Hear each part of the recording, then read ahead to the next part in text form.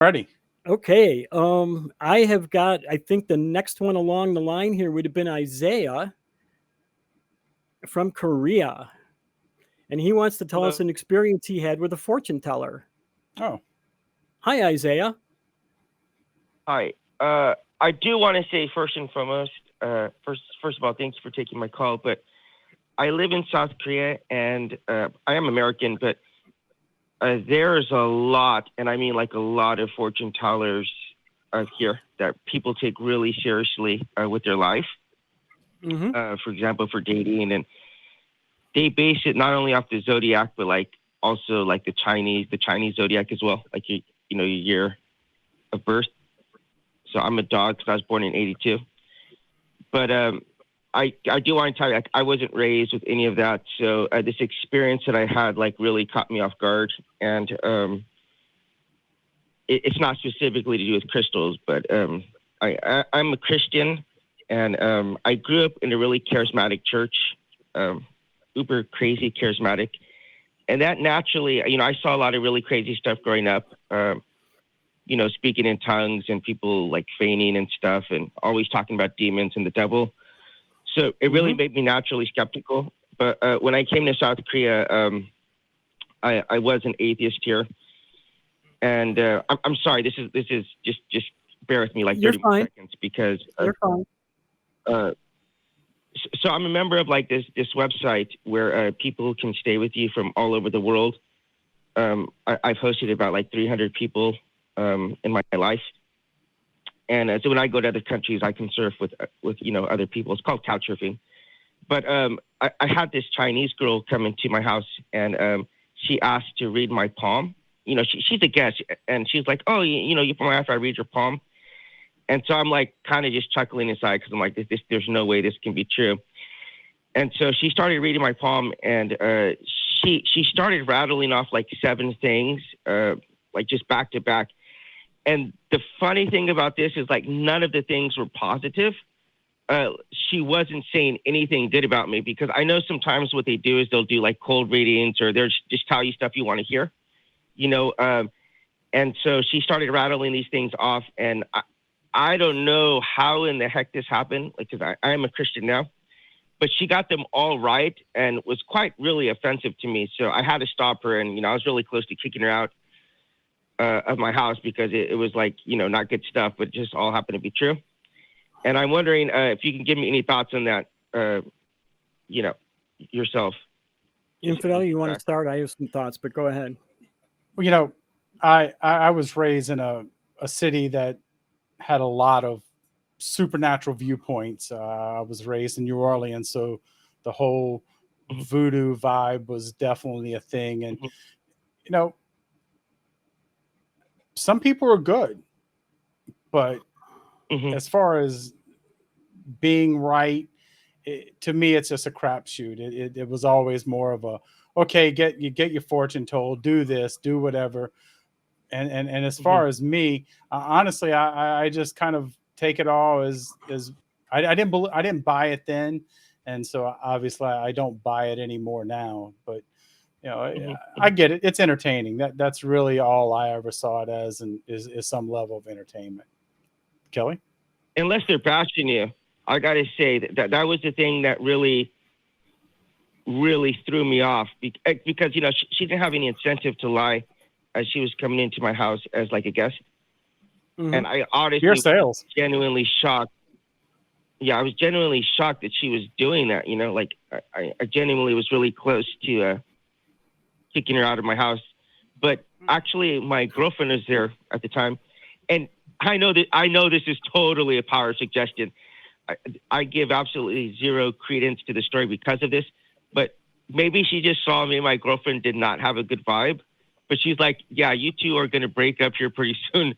So it was like, it was really uncomfortable, and we did wind up breaking up soon. And totally not related to that, but yeah, she could have been picking up on the body chemistry between the two of you. Sure. Right. Exactly. And that was one of the things I was going to say. Like, I wasn't there. I don't know what the things that she said were. I'm not going to ask you to repeat them, because you said there were a bunch of negative things and they kind of pissed you off. So I don't want to know. But a lot of times fortune tellers will use generalizations that fit different scenarios. So that's one of the tactics. And another tactic is, like we just mentioned, that she's picking up on some of the body chemistry between the two of you, and even off of you yourself sometimes. So I used to, back when I was really involved in woo, I read tarot cards, and many people came back and had me read their cards again and paid me to do it, because apparently I did it very well.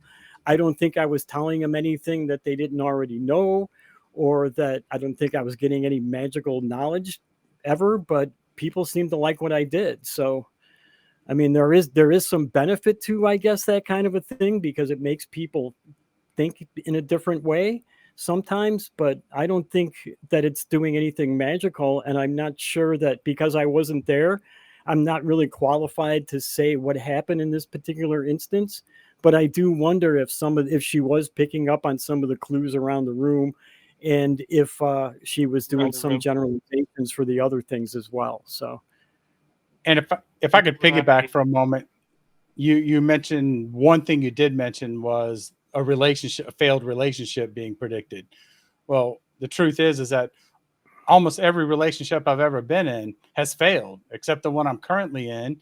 And the only reason it hasn't failed yet is because we haven't given enough time. If I live long enough, I'm sure it'll fail too, because that's just a reality of relationships.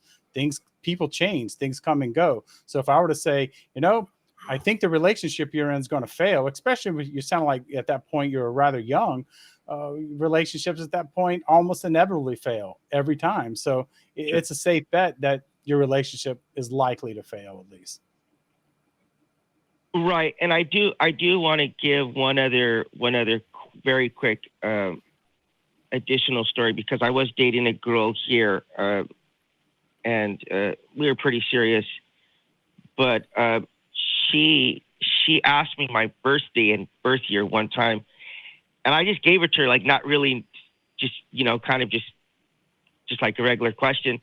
But then I guess her mom had asked her to, asked her for that information. And she had already had a problem with me because I was an American, so she didn't want me to date her. But she took that to a fortune teller, and then she came back and is like, oh, yeah, you guys are not going to be compatible, so you guys need to break up. But I was wondering if she might have just used that as an excuse, or because I'm being really serious to tell you guys this, because South Korea is a very, very socially, it's a very developed country, one of the top 10 in the world. Mm-hmm. And where I live in Seoul is just outrageously technologically advanced. But I swear you would be so shocked to see how many of those, like, fortune tellers are out there. And they use, as I said, they not only use your, like, regular, what we think of like the, like, I'm an Aries, was born in April, but then they'll also go and they'll use your Chinese, like the Chinese have their animals, the dogs are 82, and then, they keep repeating every 12 years. So that is just something that it's genuinely shocking to know that people are still living their life and pursuing careers and relationships based off that. That was a kind of a good example of the generalization I was talking about, the Chinese zodiac, that they, at least here in the States, and I don't know how long you've been in South Korea, but a lot of Chinese restaurants you go to have a little placemat with the zodiacs on it, and they got a little paragraph telling you what each one is. And they're all pretty general. I mean, they would fit like anyone. You could be any one of those 12 things and read that, and it would fit you.